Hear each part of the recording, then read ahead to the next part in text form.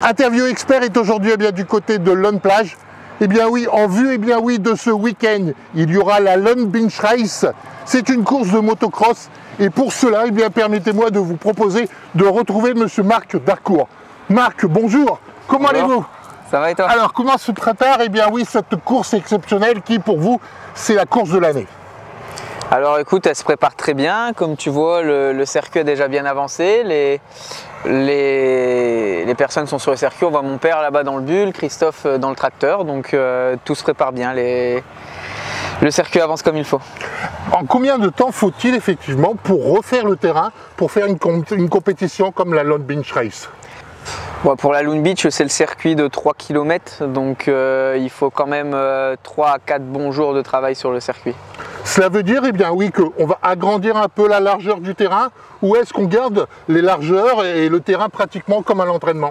Le terrain est élargi, les sauts sont modelés différemment puisqu'il y a des commissaires sur tous les sauts. Donc ça permet de pouvoir faire des sauts peut-être un peu plus gros.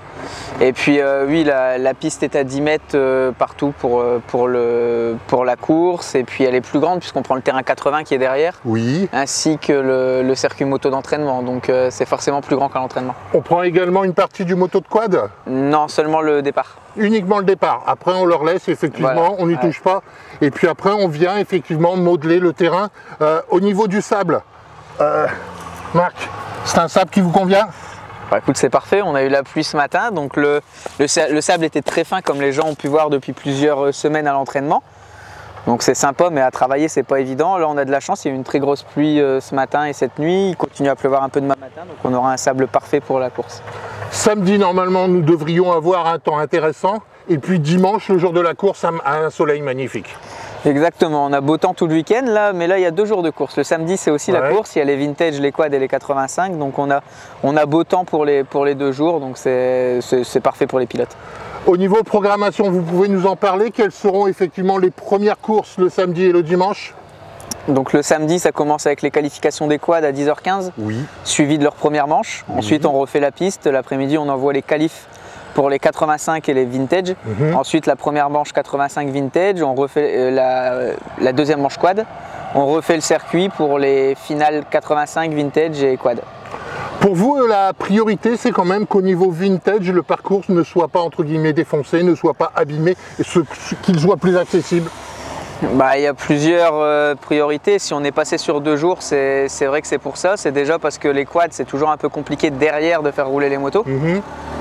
Mais à la fois, ils ont toujours un circuit pourri parce qu'on dit ils doivent rouler en dernier. Ouais. Donc là, on a décidé de passer sur 2 jours. Comme ça, le samedi matin, ils ont pour eux le terrain tout plat en premier. On a le temps de refaire un coup à midi pour lancer effectivement les vintage et les 80. Les 85 sont les enfants, ils ont besoin d'un terrain qui soit quand même praticable. Et pareil, les vintage, c'est quand même des motos anciennes, souvent des pilotes aussi anciens, qui préfèrent du coup un circuit relativement abîmé, mais qui reste quand même roulant. Donc c'est pour ça que c'est dans cet ordre-là et qu'ils ont leur journée du samedi. Les vintage aujourd'hui reprennent effectivement beaucoup d'ampleur dans les différentes compétitions. Pour vous, c'est vraiment important de refaire les vintage? Les gens aiment ce côté vintage, ancienne moto, et puis entre guillemets les vétérans, quoi.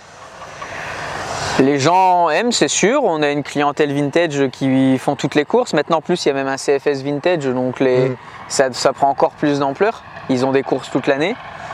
C'est vraiment on va dire un monde à part dans la moto parce que les gens sont plus détendus, ça rigole entre eux. Bon, il y a quelques personnes qui prennent ça très au sérieux, mais la majorité c'est vraiment pour se faire plaisir. Là, le goût de la belle mécanique, des belles motos, c'est vraiment entretenu aux petits oignons, trouver la petite pièce qui se fait plus, etc. C'est un monde un peu à part. C'est énormément de temps. Énormément de temps. Donc c'est un monde à part et c'est intéressant de les laisser rouler aussi. Est-ce que nous aurons la chance d'avoir Jeffrey Herlings qui va venir cette année?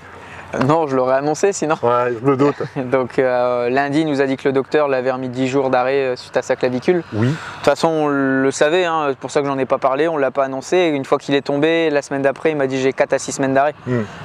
Dimanche, ça fera 6 semaines. Ça me paraît compliqué qu'il vienne sans aucun entraînement. Le médecin n'a pas donné le feu vert. En plus, faut aussi justifier pourquoi il est ici et pas en Angleterre sur le Grand Prix. Ça fait beaucoup de choses. On l'aura à la course de décembre sans faute, il est déjà inscrit, donc ça c'est une bonne nouvelle. Maintenant on va se concentrer sur nos bons pilotes de sable qui seront présents et quelques inters qui viendront pimenter tout ça. Parmi ces bons pilotes, qui aurons-nous la chance d'avoir cette année? On a Cyril Genot qui remet son titre en jeu, qui est aussi un des hommes en forme vraiment sur le sable en ce moment. C'est le seul qui arrive à rivaliser maintenant avec les Yamaha Dragon. Ouais. Donc c'est intéressant de l'avoir avec nous. Il a dominé l'an passé.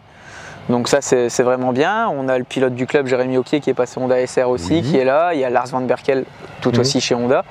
Après on a Camille Chapelière qui fait le déplacement d'Osgore, qui est toujours un animateur de nos épreuves et très souvent sur le podium. On a après toute la ribambelle, on va dire, de pilotes de sable, les frères Millot, les Collignon, tout ça. Et puis ensuite on aura aussi quelques inters comme Yentel Martens et Petar Petrov qui fait pas le dernier GP, donc on a la chance de l'avoir ici. Il avait impressionné son monde en juin en gagnant in extremis face à Jeffrey De Wulf qui est très rapide à Lune Plage. Donc après il y a le reste des pilotes de sable, Damon Martens, Stéphane Wattel, j'ai pas la liste forcément en tête, mais ils sont quasiment tous là. C'est particulier, Marc, d'arriver à avoir autant de bons pilotes sur un circuit tel que Lone Plage? Bon, particulier non. Après, le problème c'est qu'ils me connaissent tous, donc ils vont forcément chipoter, vouloir des inscriptions gratuites, des primes, des machins. Ce qu'ils vont pas demander sur d'autres épreuves. Après, bon...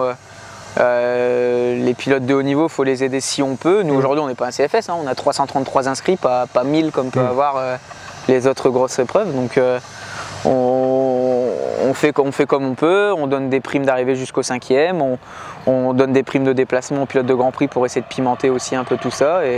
Et puis on fait comme on peut, mais la course non, ça. Les pilotes de sable ont besoin de rouler. Celle-ci c'est la 10e édition, elle est à 2 semaines de Berck exprès avec le même programme que Berck pour leur donner la possibilité vraiment de s'entraîner dans les conditions optimales pour la course d'ouverture du championnat. Donc non, les pilotes viennent d'eux-mêmes. C'est tout ce qui est plus compliqué, c'est très souvent les négociations, on va dire, qui vont insister lourdement.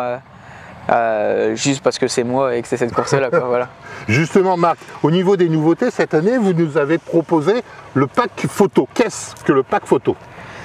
Alors le pack photo, on fait ça cette année pour les pilotes parce que chaque année on voit qu'ils ont des difficultés à s'y retrouver, surtout les amateurs. T'es photographe, d'autres le sont, l'objectif est pris par les premiers qui sont impressionnants, qui te font faire des super clichés, mais le dernier amateur il va pas se retrouver. Donc on s'était dit qu'on allait faire un pack photo à 15 € par pilote afin que ça reste aussi accessible. C'est un peu comme ce qui se fait au Touquet, c'est sympa, tu reçois tes photos de main de rue, là c'est vraiment bien. Bon, évidemment 3 fois plus cher parce que c'est le Touquet, mais on va rester abordable. Et finalement, comme il y a eu beaucoup d'inscrits ces derniers jours, ça s'est vraiment bougé, donc on a décidé de le prendre à notre charge et ce sera gratuit pour les pilotes de mettre en place le système de photo. D'accord, ok, voilà une bonne chose effectivement, et un plus de la maison Marc Darcourt. Voilà. Ok, d'accord. Marc, on se retrouve donc à partir de samedi? C'est ça, samedi 10 h pour les premiers essais. Là, le prix d'entrée de cette manifestation? 10 € la journée et gratuit pour les moins de 14 ans. D'accord, ok. Donc on se retrouve ici à Lone Plage, n'oubliez pas, le samedi mais aussi le dimanche. Venez donc revoir, ce parcours si atypique de Lone Plage. Vous aurez l'occasion de voir des top pilotes. La particularité, Marc, aujourd'hui de ce circuit, c'est que les spectateurs ont la possibilité, d'une part, que ce soit au niveau des parkings ou que ce soit au niveau du circuit, de voir de très près, de pouvoir dialoguer avec les pilotes. C'est vraiment quelque chose d'important que vous tenez à garder. Oui, ils ont un accès aux top pilotes toute la journée, puis ils sont garés dans l'allée centrale. Et puis après, l'accès aux courses est quand même... on a une visibilité qui fait que peu importe où tu es, tu vois quasiment la moitié du circuit. Ok. Marc, on se retrouve dimanche, samedi et dimanche, 2 journées exceptionnelles, à ne louper sous aucun prétexte. On se retrouve bien sûr sur Interview Expert, qui sera présent pour suivre cet événement annuel. Marc, merci, à très bientôt, à dimanche et à samedi. Merci.